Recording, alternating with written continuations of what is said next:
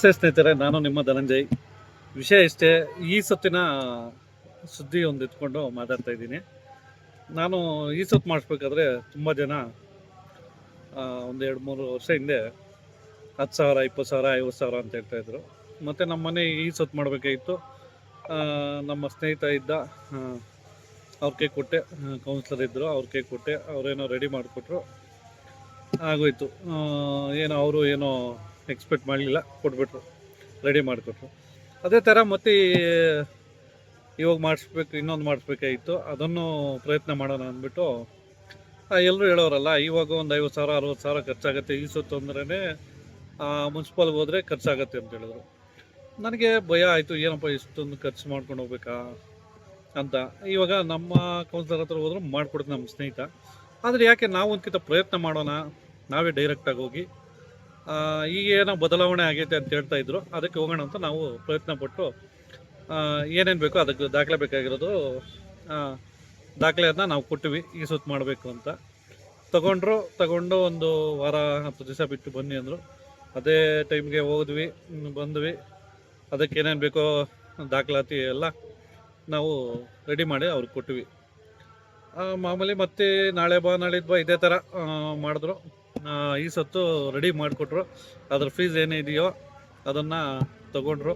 ಅಲ್ಲೇ ಬ್ಯಾಂಕ್ ಇರುತ್ತೆ, ಡೈರೆಕ್ಟಾಗಿ ಅಲ್ಲೇ ಕಟ್ಟಿದ್ದು, ಯಾರ ಕೈಗೂ ಕಾಸು ಕೊಡಲಿಲ್ಲ, ಡೈರೆಕ್ಟಾಗಿ ಕಟ್ಟಿದ್ದು. ಆದರೆ ತುಂಬ ಖುಷಿ. ಏನಕ್ಕೆ ಈ ವಿಡಿಯೋ ಮಾಡಿದ್ದು ಅಂದರೆ, ನನಗೆ ತುಂಬ ಖುಷಿ ಆಗ್ತಾಯಿದೆ. ಯಾಕಂದರೆ ಎಲ್ಲರೂ ಈ ಸತ್ತಿಗೆ ಅಷ್ಟು ದುಡ್ಡು ಇಷ್ಟು ದುಡ್ಡು ಆಗ್ತಾಯಿದ್ರು. ಏನು ₹1 ಕೂಡ ಯಾರು ಎಕ್ಸ್ಪೆಕ್ಟ್ ಮಾಡಲಿಲ್ಲ. ₹1 ಕೂಡ ಯಾರೋ ಸರ್ ನಮಗೆ ಈ ಥರ ಬೇಕು, ಈ ಥರ ಬೇಕಾಗತ್ತೆ ಅಂತ ಯಾರೂ ಕೇಳಲೇ ಇಲ್ಲ. ಆ ಫೈಲು ಇಲ್ಲಿಗೆ ಹೋಗಿದ್ದು ಸರ್, ಅಲ್ಲಿಗೆ ಹೋಗಿ ತಗೊಳ್ಳಿ, ಓಕೆ ಲಾಸ್ಟಲ್ಲಿ ನಾವು ತಗೊಂಡು ಅದ್ರ ಫೀಸು ಏನಿದೆಯೋ ಅದು ಮಾತ್ರ ಕಟ್ಬಿಟ್ಟು ಬಂದ್ವಿ. ನನಗೆ ತುಂಬ ಖುಷಿ ಆಗ್ತೈತೆ. ಯಾಕೆ ಈ ಮಾತು ಕೇಳ್ತಾ ಇದ್ದೀನಿ ಅಂದರೆ, ನಾನು ಈ ಬದಲಾವಣೆ ಆಗಿರೋದು ನಮ್ಮ ಅಂದರೆ MLA ಸುಧಾಕರ್ ರೆಡ್ಡಿ ಅಂದರೆ ನಾನು ಹೇಳ್ತಾ ಇರೋದು ನೋಡಿ, ನಾವು ಯಾವ ಪಕ್ಷಕ್ಕೂ ಸೀಮಿತವಲ್ಲ. ನಾವು ಬರೀ ಕನ್ನಡ ಪರ ಹೋರಾಟಗಾರರು.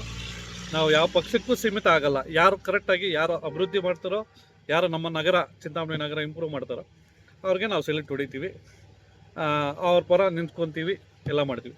ಆದರೆ ಈ ಚಲಪತಿ ಕಮಿಷನರ್ ಅವರು ಬಂದ ಮೇಲೆ ಬದಲಾವಣೆ ಆಯಿತು, ನಮ್ಮ ಸುಧಾಕರ್ ರೆಡ್ಡಿ ಬಂದ ಮೇಲೆ ಬದಲಾವಣೆ ಆಯಿತು, ನನಗೆ ಅರ್ಥ ಆಗ್ತದೆ. ಆದರೆ ತುಂಬ ನೋಡಿ, ನೀವು ಯಾರೇ ಆಗಲಿ ಸಾಮಾನ್ಯವಾಗಿ ಯಾರ ಕೈಗೂ ಕೊಡಬೇಡಿ. ಆರಾಮಾಗಿ ನೀವೇ ಹೋಗಿ ಮುನ್ಸಿಪಲ್ ಆಫೀಸಲ್ಲಿ ಆರಾಮಾಗಿ ಪ್ರತಿಯೊಂದು ನೀವು ಏನೇನು ಬೇಕು ಮಾಡ್ಕೊಳ್ಳಿ, ಯಾರು ₹1 ಕೇಳಲ್ಲ. ತುಂಬ ಖುಷಿನೂ ವಿಚಾರ. ಇದೇ ಥರ ಎಲ್ಲ ಕಚೇರಿಗಳಲ್ಲೂ ಲಂಚ ಕೇಳ್ತಾ ಇದ್ದರೆ ನಮಗೆ ತುಂಬ ಖುಷಿ ಆಗುತ್ತೆ. ಒಟ್ಟಿನಲ್ಲಿ ನಮ್ಮ ಮುನ್ಸಿಪಲ್ ಆಫೀಸಲ್ಲಿ ಏನೂ ₹1 ಕೊಡ್ದಿರ ಈ ಸತ್ತು ಮಾಡಿಸ್ಕೊಂಬಂದಿದ್ರೆ ನನಗೆ ತುಂಬ ಹೆಮ್ಮೆ ಆಗ್ತಾಯಿದೆ ನಮ್ಮ ಚಿಂತಾಮಣಿ ಬಗ್ಗೆ. ಇವಾಗ ನೀವು ನಿಮ್ಮ ಊರಲ್ಲಿ ಈ ಸತ್ತಿಗೆ ಎಷ್ಟು ಕೊಡ್ತೀರಿ ಏನಂತ ಕಾಮೆಂಟ್ ಹಾಕಿ. ನಮ್ಮೂರು ಇವಾಗ ನನಗೆ ತುಂಬ ಖುಷಿ ಆಗ್ತಿದೆ.